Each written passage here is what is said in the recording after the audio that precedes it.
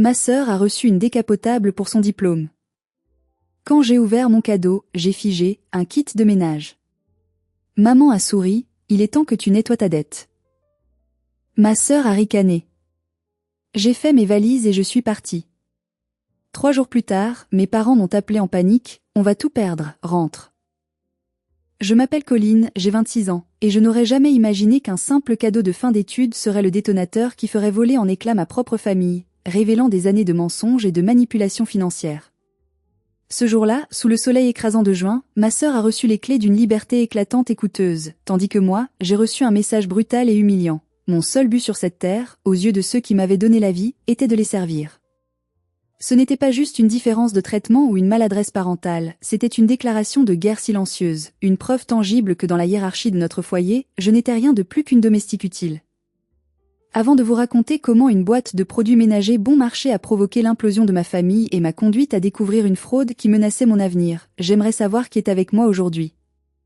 Dites-moi en commentaire quelle heure il est chez vous en ce moment et depuis quelle ville ou quel pays vous écoutez cette histoire. J'adore lire vos réponses, cela me rappelle que même dans les moments les plus sombres de solitude, nous sommes connectés par nos expériences. Tout a commencé le jour de la remise des diplômes de ma petite sœur, Maëlys. Le stade municipal de Limoges était bondé, une chaleur étouffante de début d'été pesait sur nos épaules comme une chape de plomb. L'air était saturé d'odeurs de parfums bon marché, de transpiration et de poussière soulevée par les milliers de pas. Les gradins bourdonnaient de rires, d'applaudissements et de cris de joie hystériques. Mais pour moi, ce bruit de fond n'était qu'un écho lointain, presque agressif. Tout ce que je voyais, c'était les visages de mes parents, Régis et Ghislaine. Ils rayonnaient littéralement. Ils brillaient d'une fierté incandescente que je n'avais jamais, absolument jamais, vu diriger vers moi. J'étais assise à côté d'eux, coincée sur un siège en plastique dur, mais j'avais l'impression d'être invisible, une simple particule de poussière dans leur champ de vision. Sur mes genoux, je tenais le sac à main en cuir beige de ma mère, la veste de costume de mon père qu'il avait enlevée à cause de la canicule, 2 bouteilles d'eau tiède que j'avais dû aller acheter en courant 5 minutes avant le début, et l'éventail espagnol de Maëlys au cas où la princesse aurait trop chaud après la cérémonie. J'étais leur porte-manteau, leur assistante logistique, leur Sherpa. Pendant que mon père se vantait auprès d'un couple d'inconnus assis devant nous, expliquant fort et avec de grands gestes la carrière prometteuse de Maëlys dans les arts du spectacle, je me souvenais avec amertume de ma propre cérémonie, 3 ans plus tôt. Ce jour-là, il pleuvait des cordes. Mes parents n'étaient pas venus. Mon père avait prétexté une panne de voiture imaginaire au dernier moment, et ma mère avait dit qu'elle ne pouvait pas laisser Maëlys seule à la maison car elle couvait un rhume, alors que Maëlys avait 20 ans à l'époque. J'avais reçu mon diplôme de comptabilité seule, sous la pluie, serrant le dossier cartonné contre ma poitrine pour qu'il ne soit pas mouillé, avant de rentrer me faire cuire des pâtes au beurre dans notre cuisine silencieuse. Mais aujourd'hui, pour Maëlys, c'était différent. C'était l'enfant doré. L'élu. Regarde-la, Colline s'exclama ma mère en me donnant un coup de coude pointu dans les côtes, sans même me accorder un regard. Elle est magnifique sur cette estrade. C'est l'aboutissement de tous nos sacrifices, tu te rends compte? Nos sacrifices. J'ai failli rire jaune, un rire qui me serait resté en travers de la gorge. J'ai financé mes propres études en travaillant les soirs et les week-ends dans un entrepôt logistique glacial, triant des colis jusqu'à ce que mes doigts saignent et que mon dos hurle de douleur. Maëlys, elle, avait eu son loyer payé, son argent de poche mensuel viré automatiquement, et même ses vacances d'été à Biarritz offertes pour qu'elle puisse se détendre avant la rentrée. Quand le nom de Maëlys a été appelé au micro, résonnant dans tout le stade, mes parents ont hurlé comme des adolescents en concert. Mon père a sifflé en mettant 2 doigts dans sa bouche. Ma mère a essuyé une larme théâtrale en reniflant bruyamment. Moi, j'ai applaudi poliment, sentant une boule dure et froide se former dans ma gorge. Ce n'était pas de la jalousie, du moins je ne le crois pas, c'était quelque chose de plus profond, de plus usant. C'était de l'épuisement. J'étais fatiguée d'être l'ombre nécessaire pour que sa lumière brille plus fort. La cérémonie a duré une éternité sous ce soleil de plomb. À la sortie, alors que nous nous dirigions vers le parking immense et surchauffé, mes parents encadraient Maëlys comme des gardes du corps présidentiel, la couvrant de baisers et de louanges. Je marchais 3 pas derrière, courbée sous le poids des sacs et des manteaux, mes pieds me faisant souffrir dans mes chaussures bon marché. Attendez, dit soudain mon père en s'arrêtant brusquement au milieu d'une allée du parking. Il avait ce sourire mystérieux et satisfait, celui qu'il prenait quand il voulait impressionner la galerie et qu'il pensait avoir réussi son coup. On a encore une surprise pour couronner cette journée magnifique. Je m'attendais à un bijou pour elle.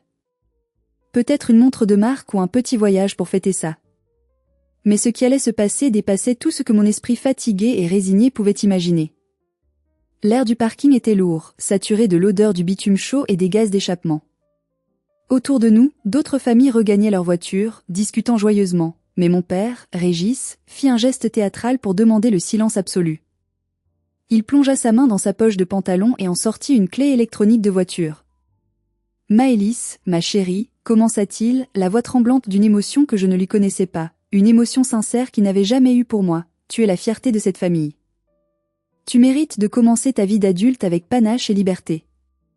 Il appuya sur le bouton de la télécommande. Bip bip. Le son, net et clair, coupa l'air. À quelques mètres de nous, les phares d'une voiture clignotèrent 2 fois. C'était une décapotable rouge, une Renault Mégane CC. Ce n'était pas une voiture neuve sortie d'usine, mais elle était immaculée, la carrosserie polie à l'extrême reflétait le soleil de midi comme un miroir sanglant. Un énorme nœud rouge, ridicule et ostentatoire, trônait sur le volant en cuir. Maëlys poussa un cri strident, les mains plaquées sur sa bouche, ses yeux écarquillés comme des soucoupes. « Oh mon Dieu! Papa!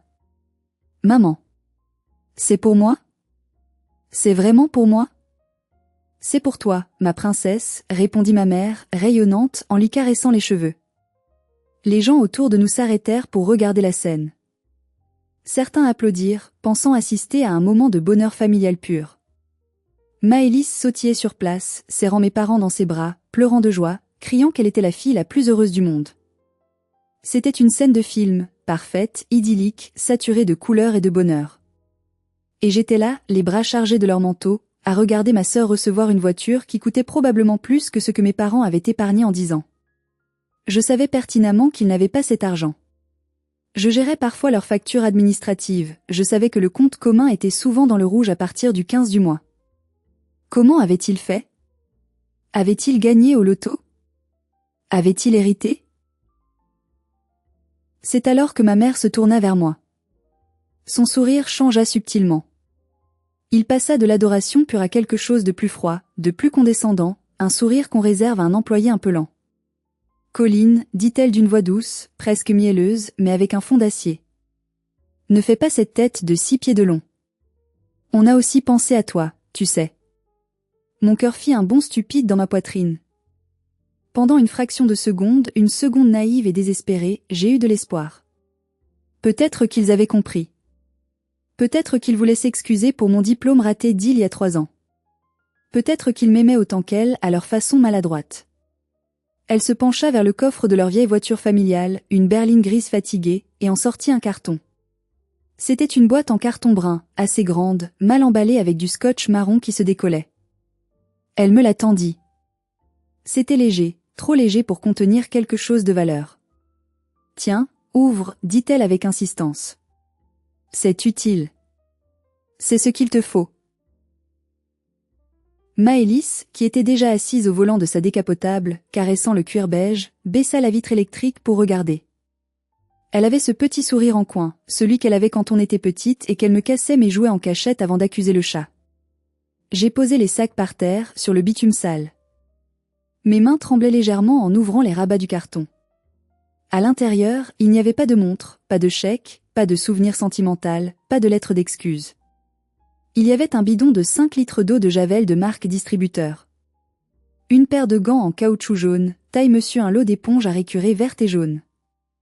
Et tout au-dessus, comme une insulte finale, une feuille A4 plastifiée avec un titre en gras et en majuscule. Planning DE ménage DE la maison.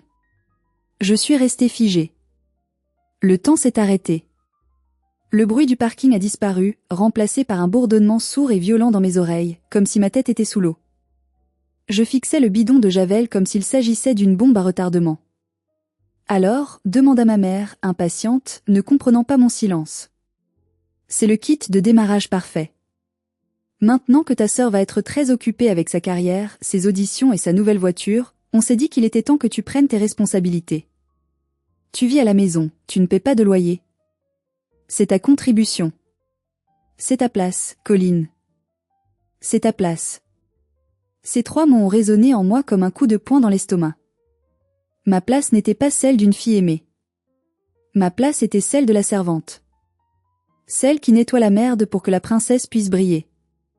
Celle qui gratte les toilettes pendant que les autres vivent. Depuis la décapotable, j'entendis le rire de Maëlys. Un rire cristallin, cruel, sans une once d'empathie. Franchement Colline, ça te va bien, gloussa-t-elle en ajustant le rétroviseur pour se regarder.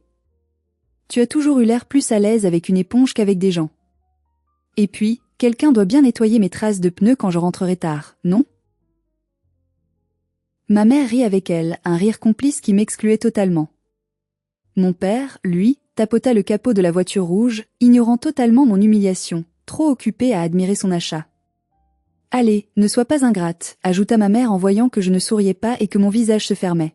« Ces produits coûtent cher, tu sais. Et ce planning, je l'ai fait moi-même sur l'ordinateur, ça m'a pris du temps. » À cet instant précis, quelque chose s'est brisé en moi. Ce n'était pas juste de la tristesse. C'était la fin d'une illusion que je portais depuis 26 ans. J'ai réalisé que peu importe mes efforts, peu importe mes diplômes, peu importe ma gentillesse ou ma disponibilité, je ne serai jamais assez bien. Je n'étais qu'un outil pour eux. Un outil qu'on range dans le placard à balai quand on n'en a pas besoin et qu'on sort quand il y a une tâche à frotter. Si vous étiez à ma place à ce moment précis, les bras chargés de produits ménagers face à une voiture de luxe offerte à votre sœur qui se moque de vous, qu'auriez-vous fait? Auriez-vous crié? Auriez-vous pleuré? Auriez-vous accepté votre sort? Dites-moi honnêtement dans les commentaires ce que vous auriez ressenti, j'ai besoin de savoir que je ne suis pas folle d'avoir réagi comme je l'ai fait. Je n'ai pas crié. Je n'ai pas pleuré. Une froideur étrange a envahi mon corps, partant de mes pieds pour remonter jusqu'à ma gorge, glaciale et tranchante. C'était la colère, mais une colère si dense, si compacte, qu'elle ressemblait à du calme absolu. Je regardais ma mère, puis mon père, et enfin ma sœur qui prenait des selfies dans sa nouvelle voiture. Ils attendaient que je dise merci. Ils attendaient que je prenne le carton et que je le mette docilement dans le coffre de la vieille voiture, comme j'avais toujours tout accepté, comme la bonne petite fille effacée que j'étais. Lentement, très lentement, avec des gestes précis, j'ai refermé les rabats du carton. Je me suis approchée de la décapotable rouge étincelante. « Qu'est-ce que tu fais ?» demanda Maëlys, soudain méfiante, arrêtant de sourire. Sans un mot, j'ai posé le carton de produits ménagers directement sur le siège passager en cuir beige de sa voiture. Le carton était un peu sale, et j'ai vu l'expression d'horreur sur le visage de ma sœur. « Hé ! Fais gaffe au cuir. Il est neuf. » hurla-t-elle. Je me suis reculée d'un pas. J'ai regardé ma mère droit dans les yeux. C'était la première fois depuis des années que je soutenais son regard sans baisser les yeux, sans m'excuser d'exister. « Tu as raison, maman, dis-je, ma voix étonnamment stable, bien que mon cœur batte à tout rompre. C'est un kit de démarrage très utile. Maëlys en aura besoin pour nettoyer sa conscience un jour. » « Pardon ?» Ma mère écarquilla les yeux, choquée par mon insolence soudaine. « Qu'est-ce que tu racontes? Tu as perdu la tête? Reprends ce carton tout de suite et mets-le dans notre coffre. » « Non, » répondis-je fermement. « Je ne nettoierai plus rien.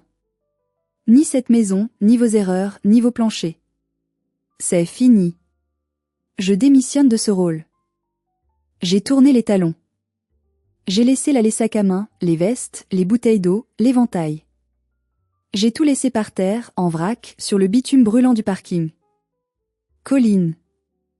Reviens ici tout de suite. » La voix de mon père tonna derrière moi. C'était sa voix de commandement, celle qui me faisait trembler quand j'étais enfant et que j'avais renversé un verre de lait. « Si tu fais un pas de plus, ne t'avise pas de rentrer ce soir. Tu m'entends? On ne t'ouvrira pas. » Je ne me suis pas arrêtée. Je n'ai pas ralenti. Je marchais vers la sortie du parking, le dos droit, fixant l'horizon flou. « Tu gâches tout. » « Comme d'habitude. » hurla ma mère, sa voix montant dans les aigus. « Espèce d'égoïste. Tu ne penses qu'à toi. Tu es jalouse de ta sœur. » J'ai continué à marcher, un pied devant l'autre. J'ai traversé la ville de Limoges comme un fantôme. Je ne savais pas où j'allais, je savais juste que je ne pouvais plus respirer le même air qu'eux, que si je restais une minute de plus en leur présence, je mourrais à l'intérieur. Mes jambes me portaient instinctivement vers l'arrêt de bus de la ligne 10, celui qui menait vers la banlieue ouest. Je suis montée dans le bus, m'effondrant sur un siège au fond, loin des autres passagers. C'est là, entouré d'inconnus qui rentraient du travail ou de l'école, que le choc est retombé. Mes mains ont commencé à trembler violemment. Mon téléphone, dans ma poche, s'est mis à vibrer. 1 fois. 2 fois. 10 fois. L'écran s'illuminait sans cesse. Maman. Papa. Maëlys. Maman. Papa. Je n'ai pas décroché. Je regardais la ville défiler par la vitre sale du bus. Les vieux immeubles en pierre, les ponts sur la Vienne, les enseignes des magasins. Tout me semblait étranger, comme si je voyais le monde pour la première fois. Je venais de devenir techniquement sans abri, sans plan, avec juste mon sac à main, ma carte bancaire et les vêtements légers que je portais. Mais bizarrement, au milieu de cette panique qui commençait à me nouer l'estomac, je sentais un courant d'air frais, une sensation inédite. Pour la première fois de ma vie, je n'avais pas dit oui. J'avais dit non. Et ce simple mot, prononcé à voix haute, avait le goût vertigineux de la liberté. Je suis arrivée chez Fanny, ma meilleure amie depuis le lycée, 1 heure plus tard. Fanny habitait un petit 2 pièces au 4e étage sans ascenseur, dans un quartier populaire un peu bruyant. Quand elle a ouvert la porte et vu mon visage blême, mes yeux vides, elle n'a posé aucune question stupide. Elle m'a tiré à l'intérieur, a fermé la porte à double tour comme pour me protéger du monde extérieur, et m'a assise sur son canapé usé.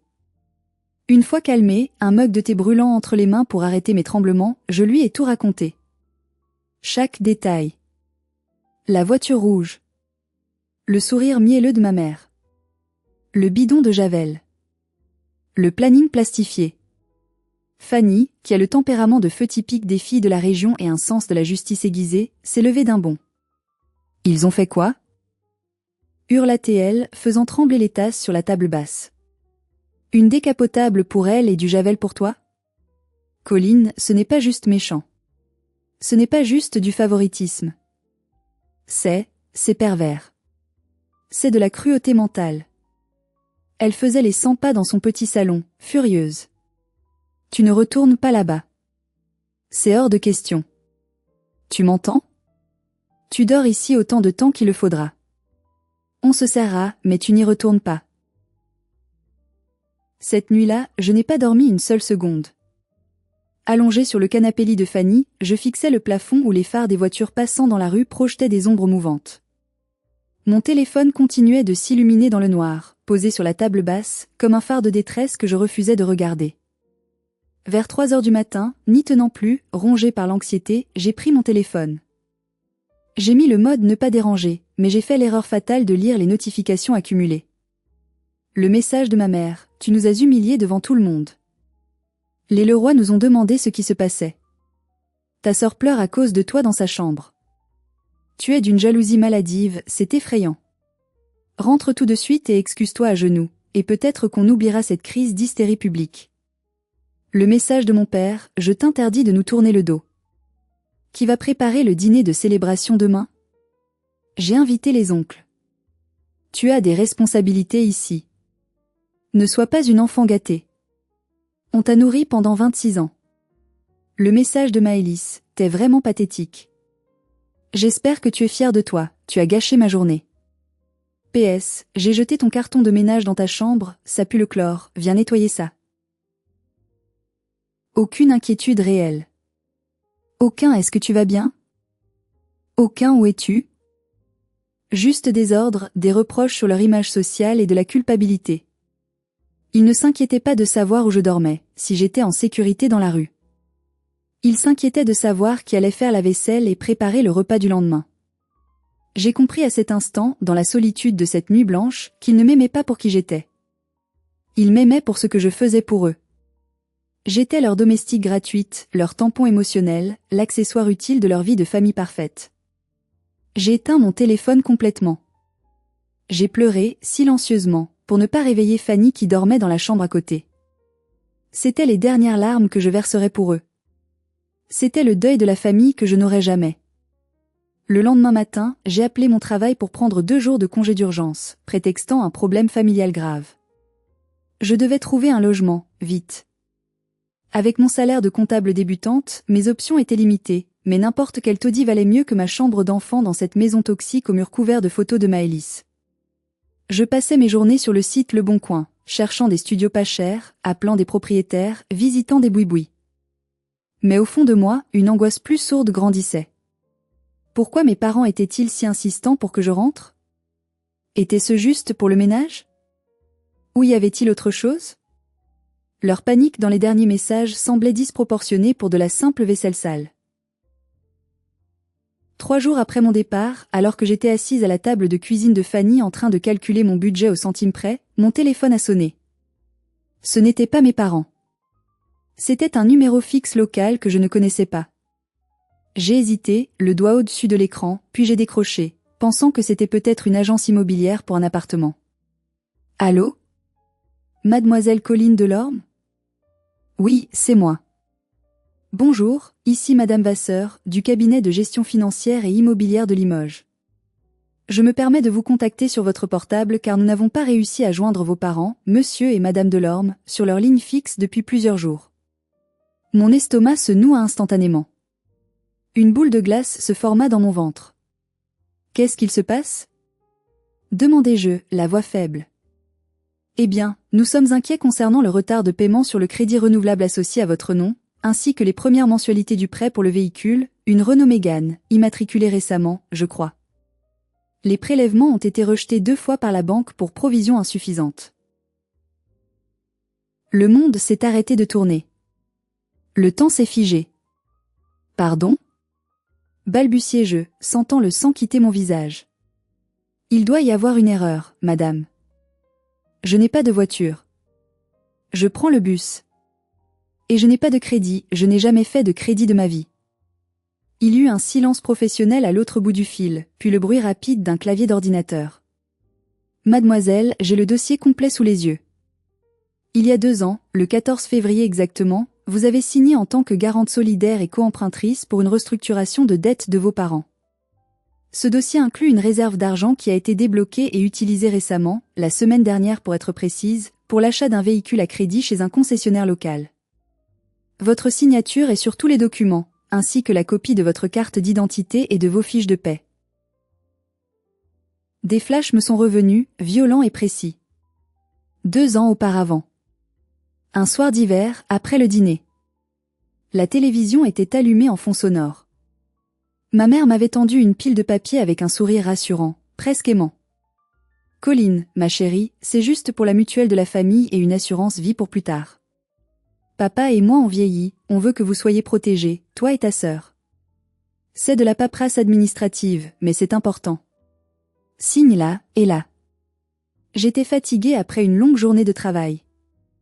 Je faisais confiance à mes parents. Qui ne ferait pas confiance à ses parents? Je n'avais pas lu les petits caractères, ces lignes minuscules en bas de page.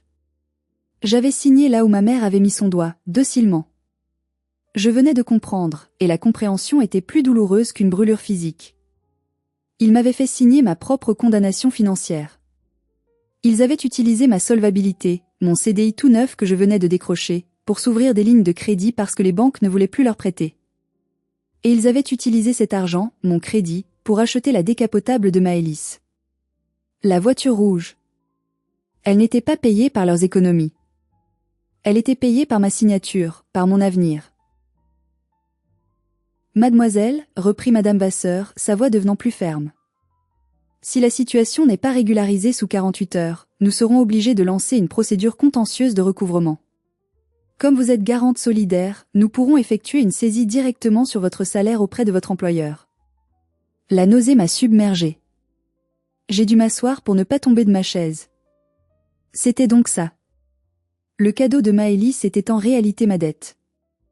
Ils m'avaient offert du javel pour que je nettoie leur maison, pendant qu'ils m'enchaînaient financièrement pour payer leur luxe et leur apparence sociale.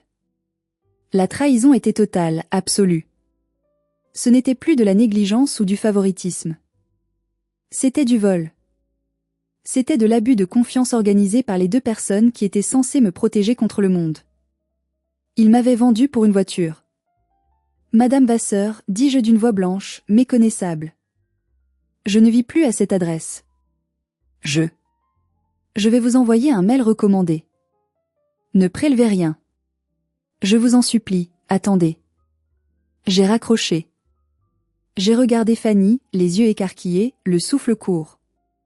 Ils ont acheté la voiture avec mon crédit, ai-je chuchoté, incapable de croire mes propres mots. Je suis la garante. S'ils ne paient pas, et ils ne paieront pas, c'est moi qui paie. C'est moi qui paie tout. La colère qui avait suivi le départ du parking n'était rien comparée à la rage froide et méthodique qui m'habitait maintenant. Ils m'avaient vendu. Ma propre chair et mon propre sang m'avaient hypothéqué pour une voiture, comme on hypothèque un meuble. Fanny était hors d'elle. Elle voulait aller chez eux, défoncer la porte et casser les vitres de la décapotable avec une batte de baseball. Mais je savais que la violence ne résoudrait rien. Cela me mettrait seulement en tort. Il fallait que je sois plus intelligente qu'eux. Il fallait que je sois chirurgicale. J'ai pris ma journée, j'ai appelé mon patron pour prolonger mon absence et je suis allée voir un avocat à la Maison du droit et de la justice, un service gratuit. Il m'a écouté, a regardé mes notes. Il m'a expliqué que prouver la manipulation serait difficile sans témoin, mais que je pouvais immédiatement me désolidariser pour l'avenir et contester la dette en prouvant le défaut de conseil de la banque et l'abus de faiblesse si possible. Ce soir-là, assise devant l'ordinateur portable de Fanny, j'ai rédigé le mail le plus difficile et le plus important de ma vie. Je l'ai envoyé à mes parents, en copie cachée à ma sœur, et en copie visible à Madame Vasseur. Pas d'émotion. Pas de cris. Pas de reproches affectifs. Juste des faits juridiques et froids. À l'attention de Régis et Ghislaine Delorme. J'ai été contactée par Madame Vasseur ce jour. Je suis désormais au courant que vous avez utilisé ma signature, obtenue par ruse il y a 2 ans sous prétexte d'assurance familiale, pour garantir vos crédits et l'achat du véhicule de Maëlys. Sachez que j'ai déposé une main courante au commissariat aujourd'hui pour abus de confiance. J'ai informé la banque et l'organisme de crédit que je contestais formellement ces signatures et la validité de ce cautionnement. Je ne paierai pas un centime pour cette voiture. Je ne reviendrai pas vivre à la maison. Je ne répondrai plus à vos appels. Débrouillez-vous avec vos dettes et vos mensonges. Colline. J'ai cliqué sur envoyer. Mon doigt a tremblé au-dessus de la touche entrée, mais une fois le message parti, j'ai senti un poids immense, titanesque, quitter mes épaules. J'avais coupé le cordon. J'avais coupé l'approvisionnement. La banque de Colline était fermée définitivement.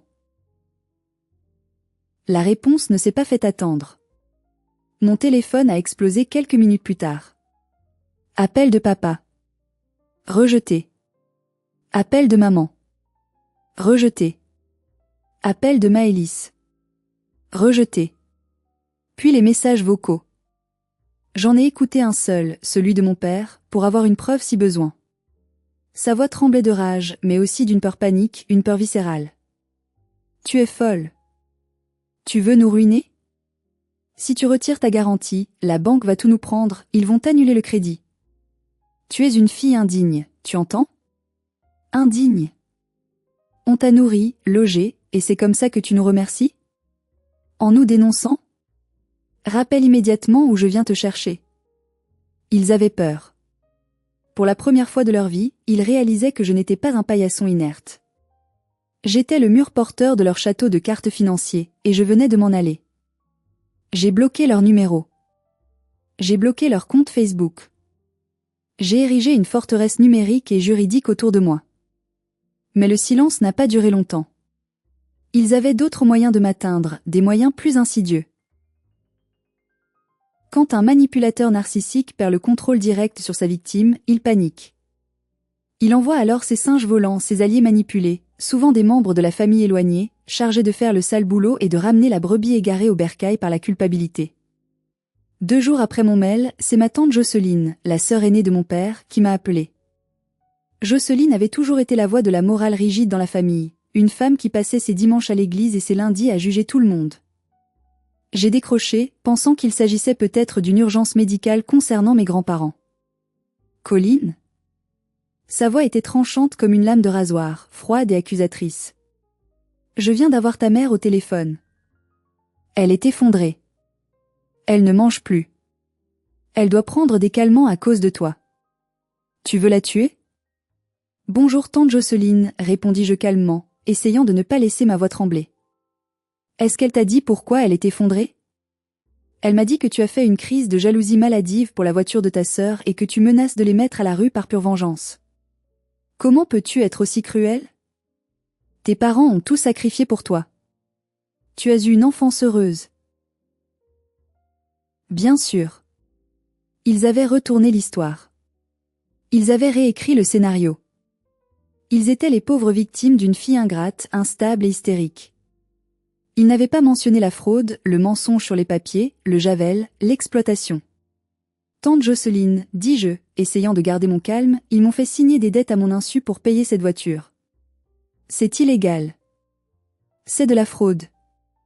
Oh, arrête tes mensonges et tes excuses. Coupe ATL violemment. Toujours à te plaindre, toujours à te faire passer pour une victime. C'est normal d'aider sa famille. Maëlys a besoin de cette voiture pour réussir, elle a un avenir brillant. Toi, tu as un travail stable, tu es comptable, tu gagnes bien ta vie, tu peux aider. C'est ça la famille. On s'entraide. Tu es égoïste, Colline. Si tu ne répares pas ça, si tu ne retires pas ta plainte, ne compte plus faire partie de ce clan. Tu seras banni. Puis, ce fut au tour de Maëlys. Elle ne m'appela pas. Elle utilisa une arme plus moderne et plus publique, Instagram.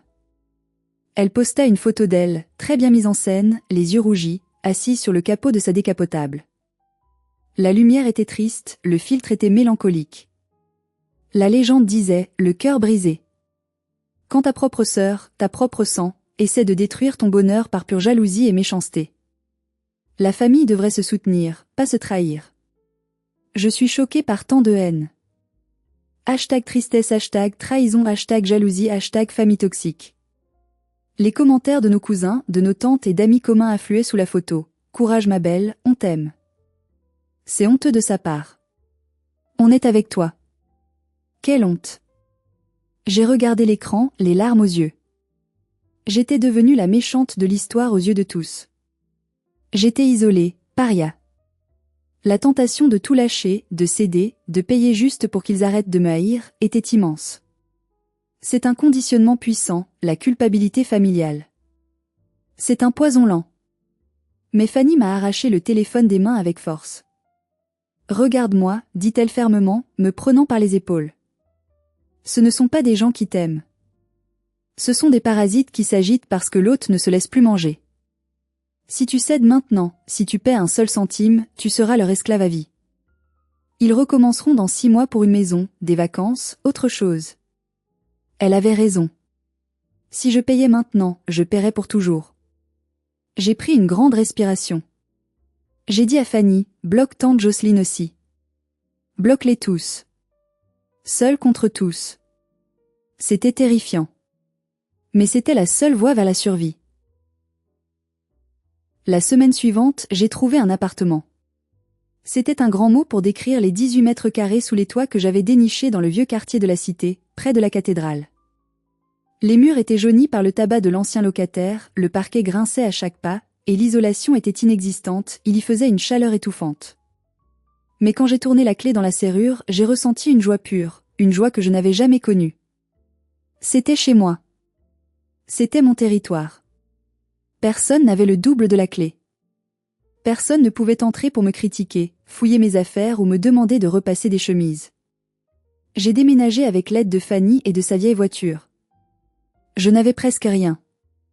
Un matelas gonflable posé au sol, une lampe de chevet achetée 2 € chez Emmaüs, et quelques vêtements dans des sacs poubelles. Ma première soirée seule a été étrange. J'ai fait chauffer de l'eau dans une casserole cabossée pour des nouilles instantanées.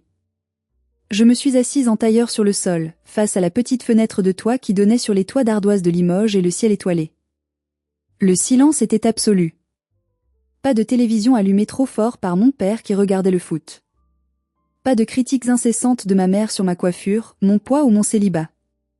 Pas de moquerie de Maëlys au téléphone avec ses copines. Juste le bruit de ma propre respiration et le bourdonnement du vieux frigo. Financièrement, c'était la catastrophe. J'avais dû payer la caution et le premier mois de loyer, ce qui avait vidé mes maigres économies. De plus, la banque continuait de m'envoyer des courriers menaçants pour les dettes de mes parents, et je devais payer les frais d'avocat. Chaque jour était une bataille. Je faisais des heures supplémentaires au bureau, acceptant tous les dossiers que mes collègues ne voulaient pas, juste pour gagner quelques euros de plus. Mes repas se composaient de pâtes, de riz et d'œufs. Je ne sortais plus, je ne m'achetais rien. Mais paradoxalement, je n'avais jamais été aussi sereine. J'ai acheté un petit pot de peinture jaune vif en promotion. Un samedi, j'ai repeint le mur du fond de mon studio. Ma mère détestait le jaune. Elle disait que c'était vulgaire, que c'était une couleur de pauvre. En étalant la couleur lumineuse sur le mur triste, j'avais l'impression d'effacer son emprise sur moi, couche après couche. J'étais pauvre, j'étais seule, j'étais endettée à cause d'eux, mais j'étais libre. Et cette liberté avait le goût sucré et enivrant de la victoire. Le karma est une chose étrange. Parfois, il met des années à arriver, laissant les méchants prospérer longtemps. Parfois, il frappe vite et fort, comme un boomerang. 1 mois et demi après mon départ, la réalité financière a rattrapé mes parents de plein fouet. Sans mon salaire pour combler les trous de leur budget mensuel, et surtout sans ma garantie pour rassurer la banque qui avait pris peur suite à mon courrier, leur système financier s'est effondré comme un château de cartes. J'ai appris la nouvelle par une voisine de mes parents, Madame Gauthier, une gentille dame âgée que j'avais aidé plusieurs fois à porter ses courses et qui m'aimait bien. Elle m'a envoyé un SMS un mardi matin, alors que j'étais au travail. « Bonjour Colline, j'espère que tu vas bien.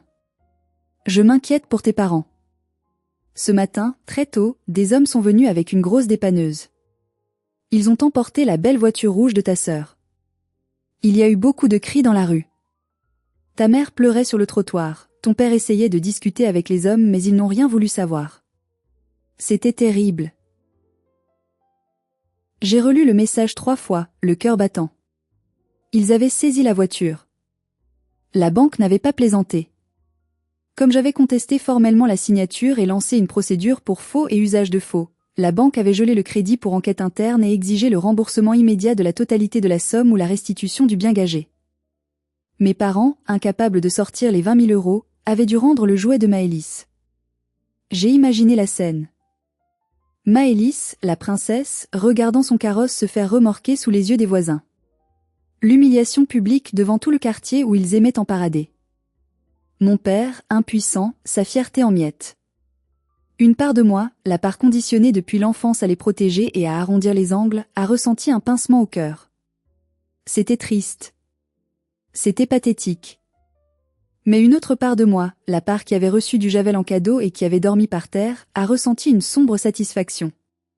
Ce n'était pas de la méchanceté gratuite. C'était de la justice. Ils avaient joué avec le feu, ils avaient joué avec ma vie, et ils s'étaient brûlés. Quelques jours plus tard, j'ai appris par Fanny, qui avait ses sources dans le quartier, que l'électricité avait été coupée chez eux pendant 24 heures.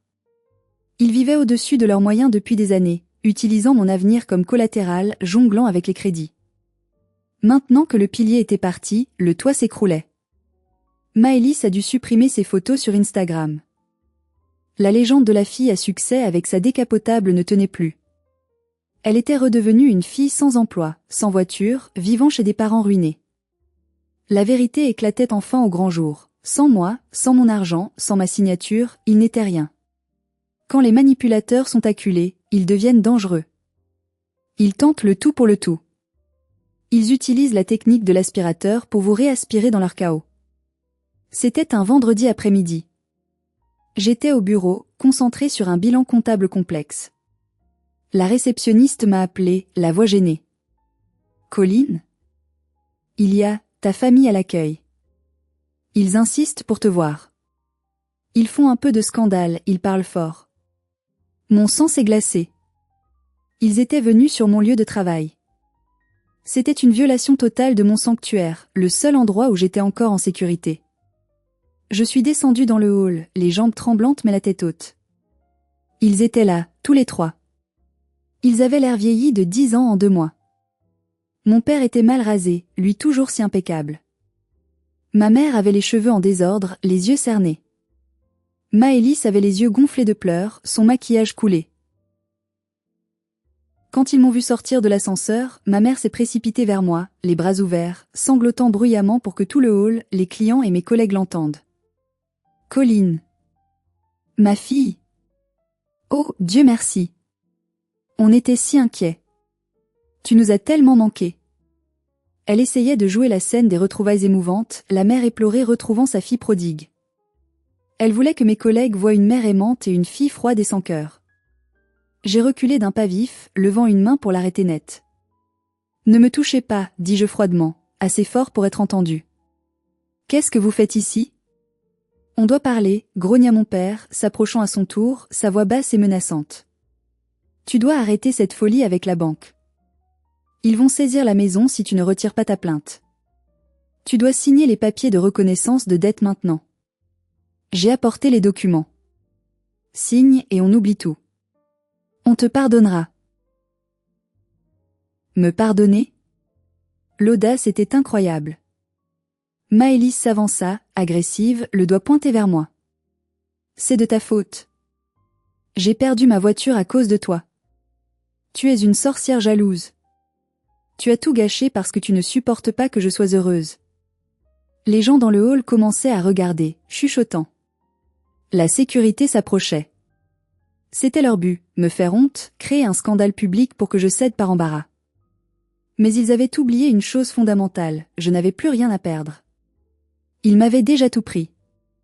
Je me suis redressée de toute ma hauteur. J'ai parlé fort et clair, ma voix ne tremblait plus. Vous n'êtes pas là parce que vous m'aimez ou parce que je vous manque. Vous êtes là parce que vous avez besoin d'argent. Vous avez fraudé ma signature pour acheter une voiture de luxe à Maëlys alors que vous n'aviez pas les moyens. Vous m'avez offert du Javel pour mon avenir en riant. Un silence de mort tomba dans le hall. Même la réceptionniste avait arrêté de taper. Je ne signerai rien, continuai-je, en les regardant un par un. Je ne suis pas votre banque. Je ne suis pas votre garante. Je ne suis pas votre bonne. Sortez d'ici avant que j'appelle la police pour harcèlement et tentative d'extorsion. Ma mère changea de visage instantanément. Les larmes disparurent comme par magie, remplacées par une haine pure, le masque tombait enfin. Tu n'es plus ma fille, cracha-t-elle, le visage déformé par la rage. Tu es morte pour nous. Tu nous laisses mourir. Non, maman, dis-je doucement, avec une tristesse infinie. Je vous laisse vivre avec les conséquences de vos actes. C'est différent. Adieu. Le vigile est arrivé et les a escortés vers la sortie. Mon père hurlait des injures, me traitant de tous les noms. Maëlys pleurait comme une enfant gâtée. Quand les portes automatiques se sont refermées sur eux, mes jambes ont flanché. Une collègue m'a rattrapé par le bras. Mais je ne pleurais pas. Je tremblais d'adrénaline. J'avais tenu bon. J'avais affronté le dragon à 3 têtes et j'avais gagné. Les mois qui ont suivi ont été ceux de la reconstruction lente et douloureuse. La procédure avec la banque a abouti après de longs échanges. Grâce aux preuves que j'avais fournies et à l'aide précieuse de l'avocat, j'ai réussi à faire annuler ma caution pour vice de consentement et défaut de mise en garde. La banque a reconnu à demi-mot qu'elle n'avait pas vérifié ma solvabilité réelle et qu'elle avait accepté des signatures douteuses sans ma présence physique. J'étais libre de la dette. Pour mes parents, la chute a été brutale et définitive.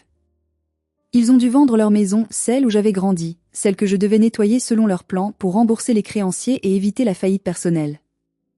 Ils ont déménagé dans un petit appartement en location en banlieue éloignée. J'ai entendu dire que Maëlys avait dû arrêter ses études artistiques coûteuses. Elle travaillait maintenant comme serveuse dans une chaîne de restaurants.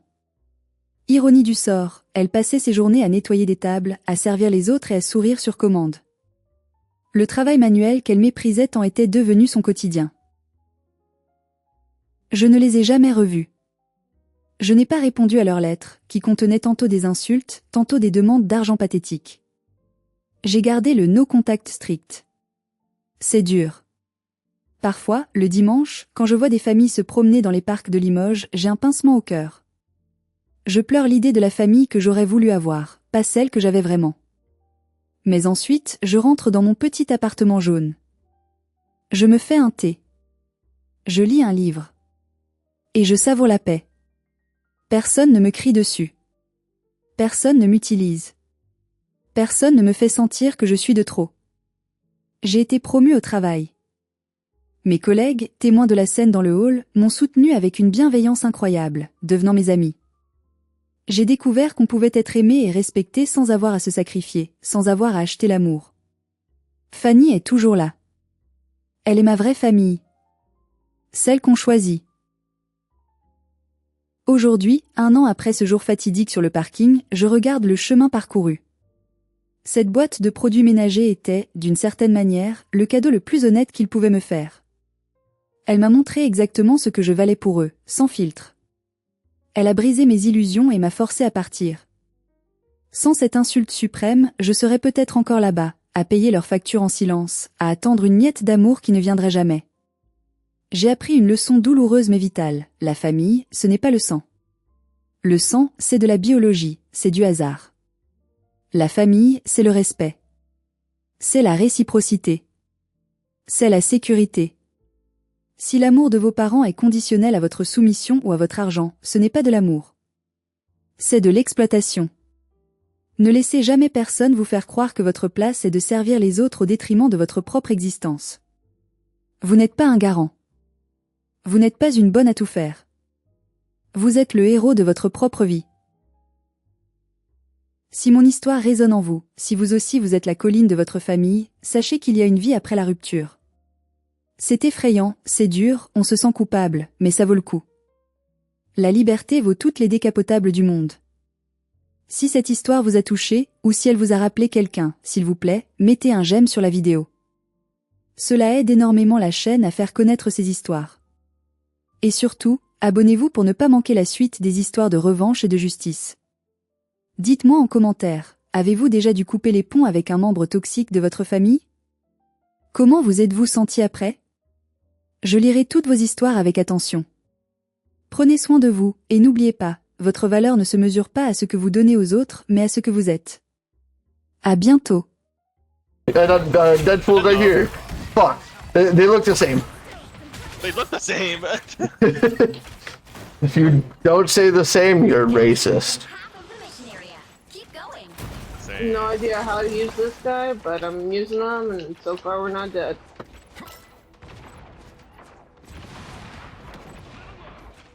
Who's that creeping through my window?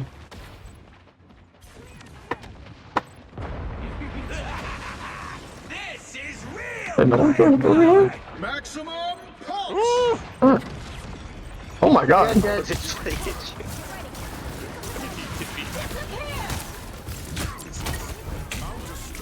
I was so out of the. I was so far away from that. That's ludicrous. That's absolutely loony. The lightning of I saw bees.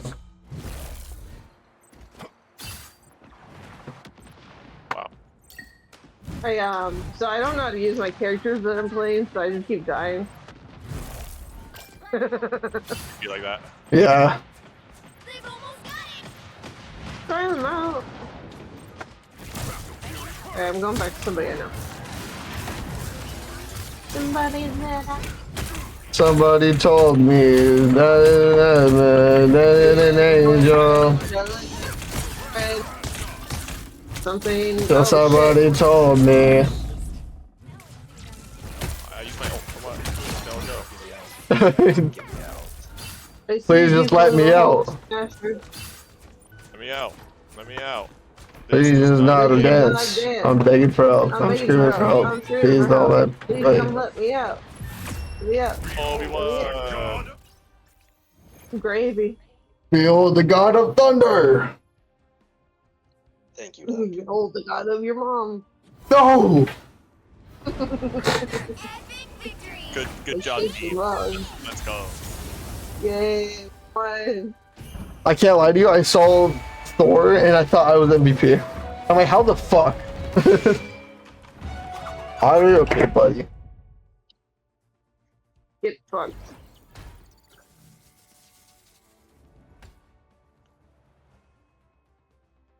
Haha, jackass, get water. Or should I get drunk?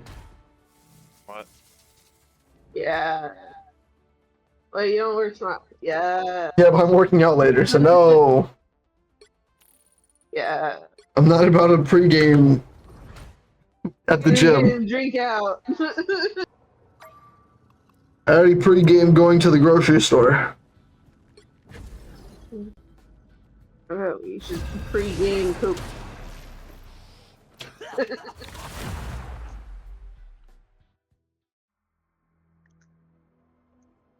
Pick your hero. Or villain. I'm not judging. You heard it. Pick me, please. I feel like we should all be like,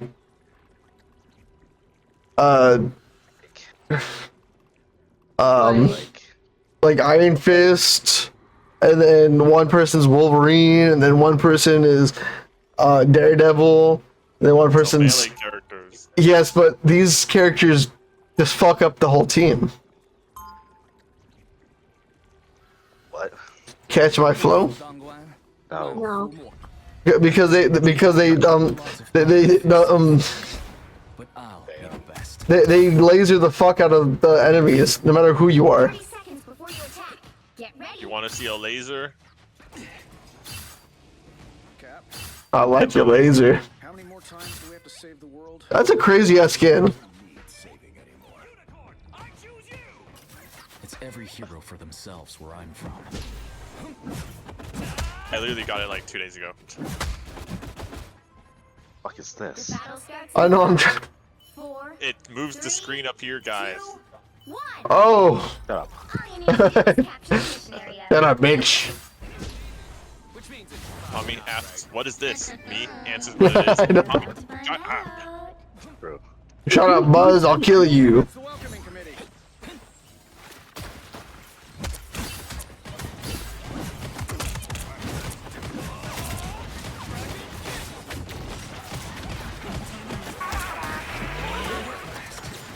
What the hell is happening?